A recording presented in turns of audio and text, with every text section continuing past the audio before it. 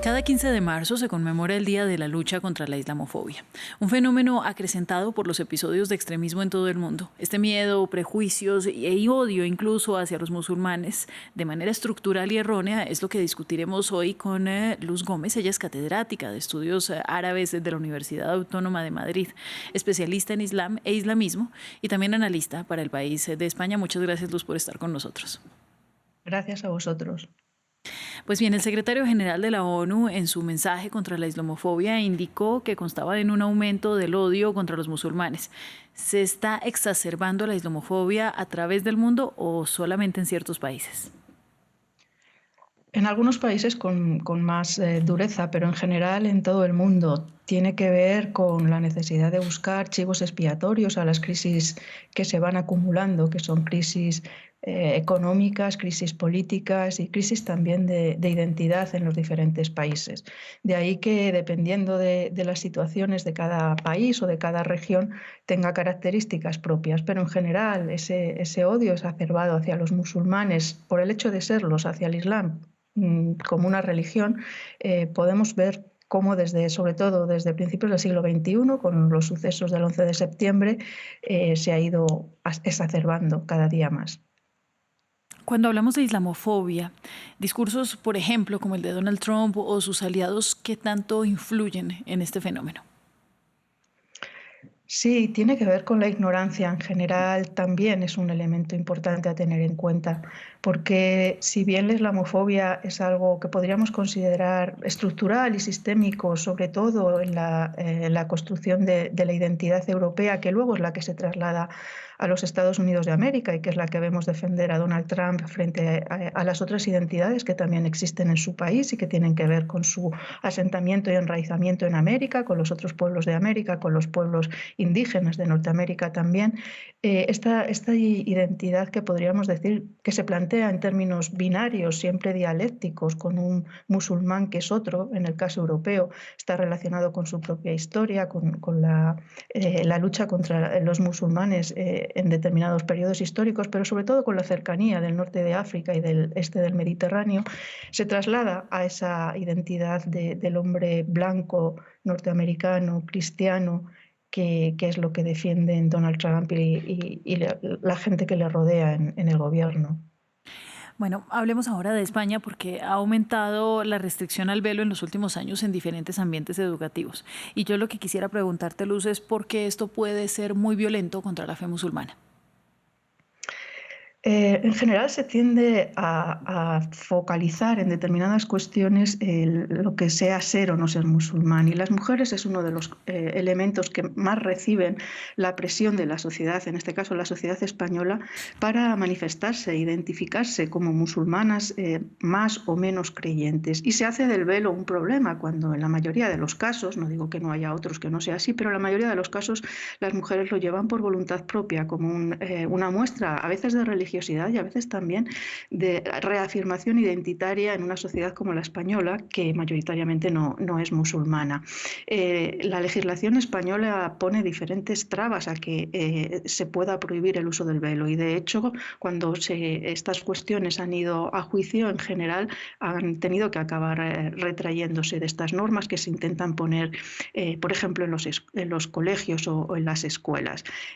Convertir el velo, el hijab, a las musulmanas en el caballo de Troya, podemos decir así, de determinados grupos,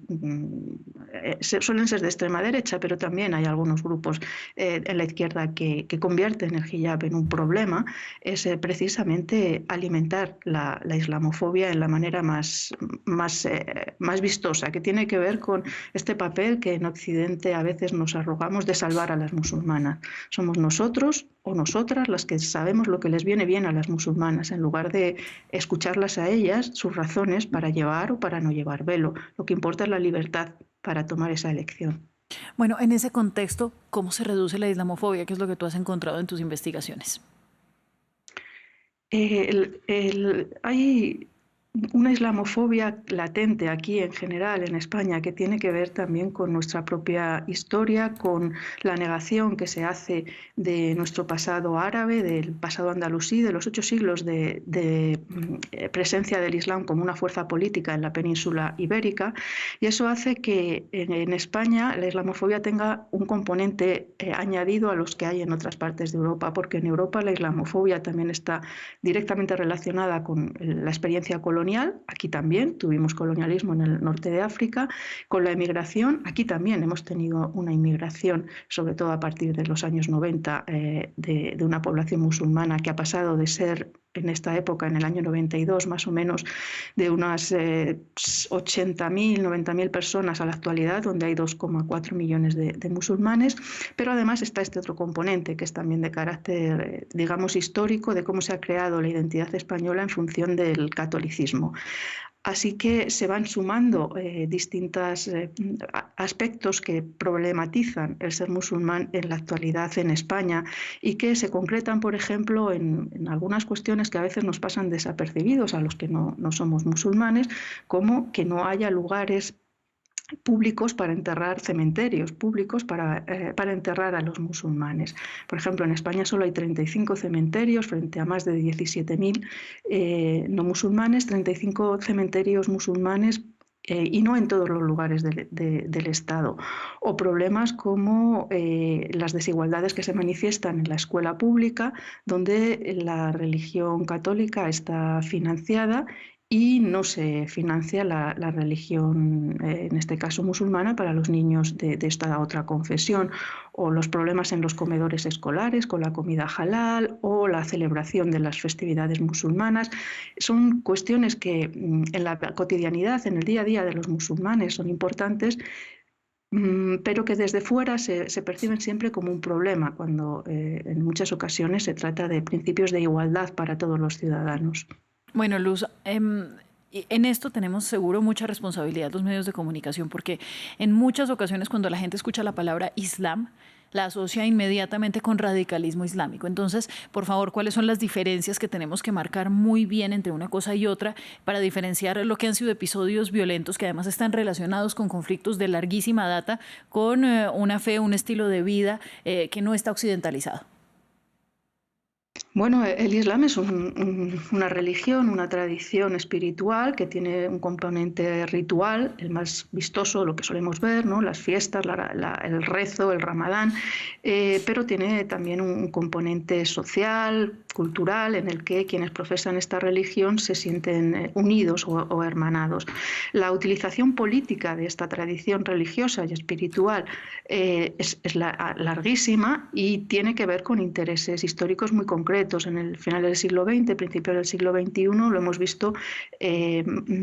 utilizado con fines, podríamos decir, terroristas, violentos, yihadistas, pero también lo hemos visto utilizar como un elemento de aglutinación y demandas revolucionarias de libertad y democracia por parte de los jóvenes árabes en las revueltas de 2011, que también tuvieron un componente de islamismo, que no es lo mismo que el Islam y que tampoco es lo mismo que el yihadismo. Esto es lo que se tiende a confundir. Y otra cuestión que también creo que es importante que los medios de comunicación tengan presente es la diversidad del Islam. A veces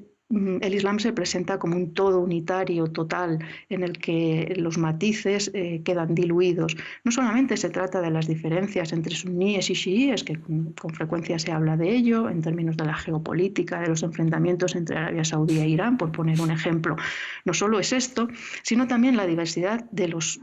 millones, miles de millones de personas en el mundo que se dicen musulmanes y que practican su fe de manera muy, muy diversa, porque provienen de tradiciones culturales distintas, como pueda ser, por ejemplo, se suele confundir árabe con musulmán. Hay árabes que no son musulmanes, que son cristianos o que incluso son judíos. Los árabes no son la mayoría de los musulmanes. La mayoría de los musulmanes, el país con más musulmanes del mundo es Indonesia. La tradición cultural de Indonesia es muy diferente de la árabe o muy diferente de la India, donde también entre India y Pakistán esta la segunda mayor comunidad musulmana del mundo, o son diferentes de los musulmanes europeos o de los musulmanes de América Latina, donde también la comunidad musulmana es muy fuerte. Es decir, no debemos confundir religión con cultura, no debemos unificar el Islam como un todo, y dentro de la utilización política del Islam también hay que distinguir entre las legítimas, reivindicativas de partidos políticos democráticos y de jóvenes que sienten en el Islam una manera de reivindicarse frente al colonialismo, al neocolonialismo o incluso a los regímenes autoritarios, y quienes utilizan esto con fines podríamos decir, terroristas o de violencia sistemática contra sus poblaciones, que suele ser más incluso contra sus propios países que contra Occidente, como a veces pensamos.